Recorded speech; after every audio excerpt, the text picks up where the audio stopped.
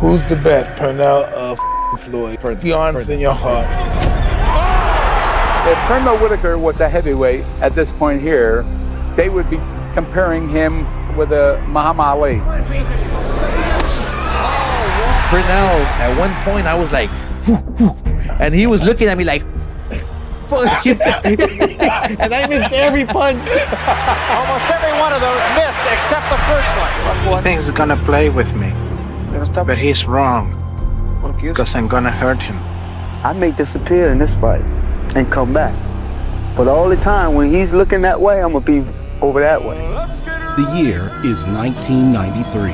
Julio Cesar Chavez is well and truly the baddest man in boxing.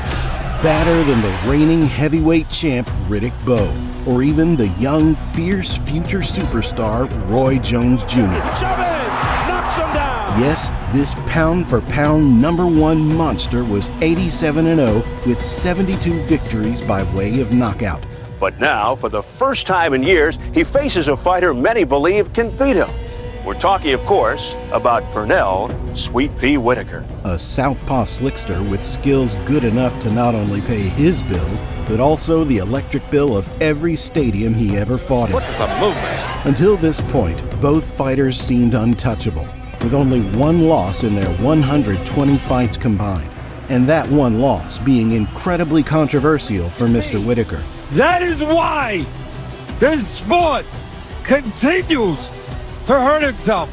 Both men had the skills to win, and both men had the technical prowess. But which one would show up and stamp their legacy on the big night? There's only one way to find out. Let's get into it. With Julio Cesar Chavez, you could take your pick on what made him such a special fighter, from his body shots to his clutch-up ability, or just his undeniable, unbreakable aura. Chavez is one of those kind of fighters like the last great Mexican fighter, Salvador Sanchez, who fights to the level of his opposition. Always gonna. Chavez is something different, something extra natural. But what many loved most about Chavez was that he could make his magic work against any style of fighter. The power punchers like Rocky Lockridge and Jose Luis Ramirez got outslugged. Ramirez is staggered but doesn't go down. The dynamite defensive wizards he faced, like Roger Mayweather with his Philly shell, were opened up and often unconscious before long. And the speedsters usually got the worst deal of all, with Hall of Famers like Héctor Camacho and Edwin Rosario frequently forced to use their quickness not to do damage, but to run away from Chavez's unrelenting pressure and power in hopes of going the distance. This lopsided affair continues. He may be even a little more professional than Mike Tyson right now. I mean, there's a lot of young fighters out there that have the potential to reach that point, but he's at that point right now. Julio was a phenom in that while many felt he was one-dimensional, he always made the little adjustments necessary to his style to take away whatever advantage his opponent had over him by the time his fight concluded. People wondered who could get to Julio Cesar Chavez. And most people believed that if anybody was going to do it, it would be Meldrick Taylor. Meldrick Taylor, of course, was the one man who seemed to break this rule. Look at the speed of Meldrick Taylor's flurry. Still, when he needed to bite down and strike, Julio found a way to finally break through Mr. Taylor's dizzying hand speed and defensive parries for an impressive knockdown in the 12th and final round. If he gets up, he probably wins the fight. But the kid got up. He got up at 6, and he counted 6. Take a look at the photo, and you'll see it at 6, Larry. It wasn't at 9. It wasn't at 10. It was at 6. He was up, and he was looking at the referee. The two toughest fights that Chavez had were against my two guys, Rocky Lockridge and Meldrick Taylor. So I'm 0-2 against him. I guarantee you I will not be 0-3. I'm looking forward to him. I'm not going to say he's not going to hit me because he is going to hit me. I may let him hit me, but it's not going to be a war. Pernell Whitaker, on the other hand, although not as combo efficient as Meldrick Taylor, was just as fast on his feet, and defensively far and away the greatest Chavez had or would ever come across. What is the biggest asset Pernell Whitaker has? His winning attitude. Pernell Whitaker hate losing in anything, especially basketball. He's a complete technician, and he have power, and he have speed, and have a lot of knowledge. Whitaker was so terrific that many assumed Pernell might actually win a couple rounds against Chavez, which was ironically the ultimate sign of respect for JC's opponents at the time. This fight coming up with Chavez, I'm not looking for any knockout. I'm not even looking to destroy him. I'm just going to humiliate. I don't get nervous. I'm just trying to fight my best fight. Trying to find a way to give him a good beating.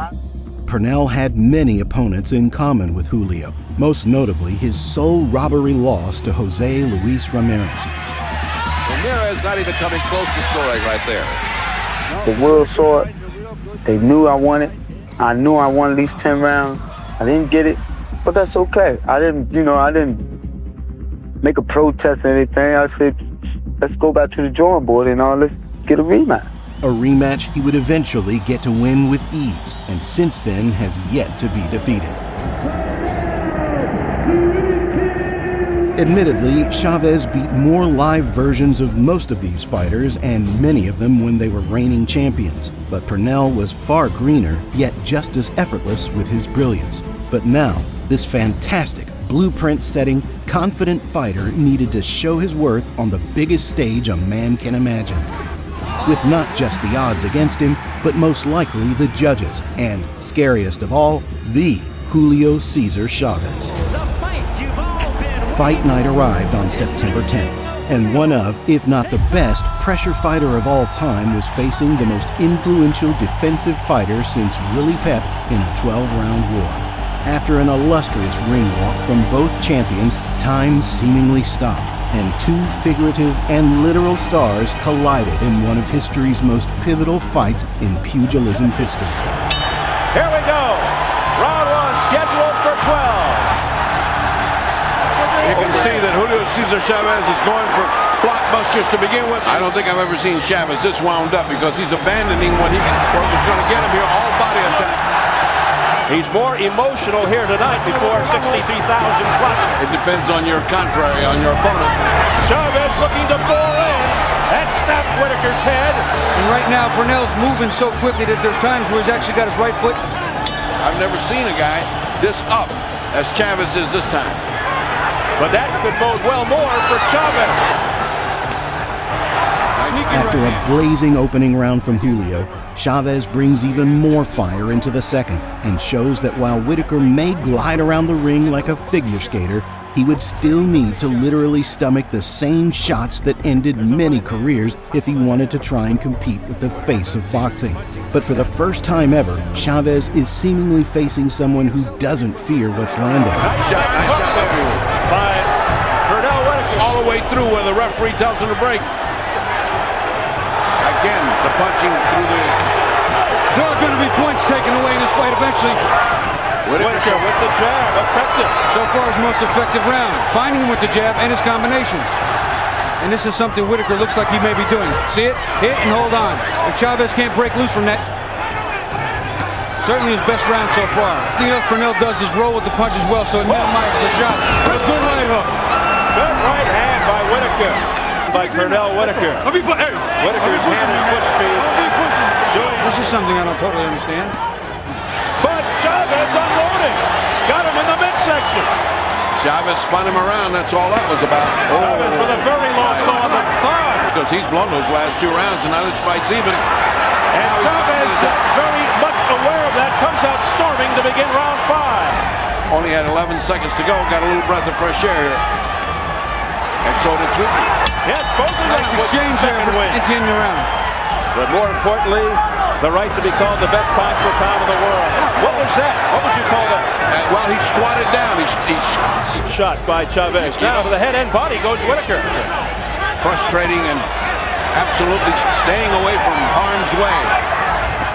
Oh, good low shots. blow. But good shots are going to mount up. The low blow by Whitaker. That was an incredible shot. He thrust a left uppercut dead on the money, or I should say under the money.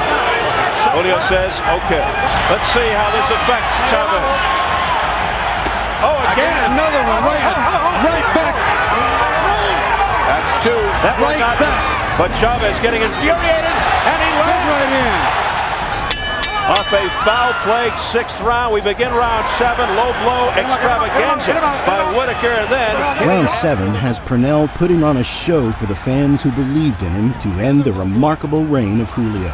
As while the first half of the fight has been competitive and enthralling, it seems Pernell's officially done with letting scorecards be closer than they deserve.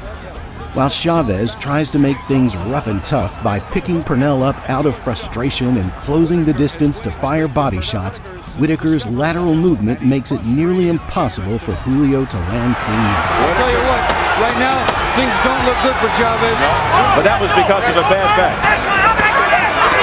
Left hand there got in by Whitaker. Chavez now continues to come forward, but he is getting belted off of uppercuts by Whitaker. Whitaker is just pummeling Chavez, something I thought we'd never seen. Low blow. I'll tell you. Whitaker landing to the head of Chavez. A clean shot. Whitaker oozing with confidence. Julio Cesar Chavez has been down on the cards before to win by knockout, and it's looking like this will have to be another one, where a punch from the gods will be necessary to turn the tide of a truly fantastical war. Right hand by Chavez. A little bit of wobbling between his legs just now, but he's fighting back. He couldn't keep that steam going that he did before. Nice little punch by Pee Wee. A flurry by Chavez, but not much damage. Whitaker with a right hand. Again, the strap. Oh, left hand. Wild finish to round 9. Bobby, you may be right. Tired. See, he's tentative. He's tentative. Chavez is not throwing. He's not leading. He's waiting for the other guy to get off. There's a left hand, a quick left in favor of Chavez. Outspeeding him. The first man to beat Julio Cesar Chavez. Could it happen? The Mildred Taylor fight was, Mildred was actually considerably further ahead. And that did not happen at all to Whitaker. He looks nice and nice right hand. Left. Whitaker with the left hand crisply. Round 12 comes around, and Chavez needs to do what only he and a few other fighters in history have had the potential to do. Set a wrong right and beat the man who's been better overnight. Will it be deja vu? St. Patrick's Day 1990. Chavez and Taylor. Complained about by Whitaker, but the referee said nothing. Even God can only be so gracious, I suppose. Whitaker continues to impress. Chavez tries to spin him around, but to no avail. The ring generalship is clearly in his favor. Good left hand by Whitaker. If Chavez loses this fight, I predict he will retire. Oh, he's got his own title to defend in December. What a surprise here at the Alamo Dome. History. It could be history in the making.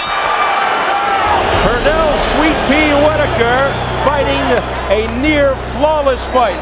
Brilliant. After a decade of dominance, Pernell Whitaker has indubitably beaten the face of boxing. After a short while, the scorecards are read. First, a 115-113 in honor of Mr. Whitaker, as expected.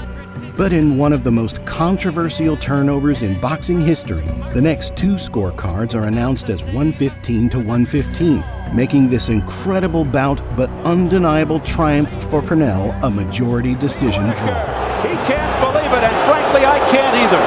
I think it was a great fight. I kind of thought Julio had the edge because he was the one that was carrying the fight. Lo que estuvo de mi parte, forcé la pelea. He tried to do the best part to force the fight. Creo que gané la pelea porque pues Believes that he won the fight. Él me sorprendió varias veces, pero era todo lo que me hacía. Several times, but he was doing a lot of things. This is almost like the second time that you've been ripped off, in a sense. Like I said before, that's why I'm glad we got TV and we got millions of viewers watching this one, so the public could really decide it. I knew we weren't going to need any judges. He is still the champion of the world. Chavez did not beat him. He beat Chavez.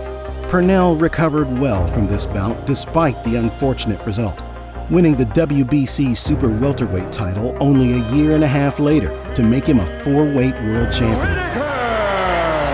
alongside making 7 more successful title defenses of his welterweight belt against great fighters such as Wilfredo Rivera and Buddy McGirt. And McGirt is badly hurt. Any question in your mind, Pernell's the best fighter pound for pound in the world? Well, again, I thought he was, but he proved it to me again.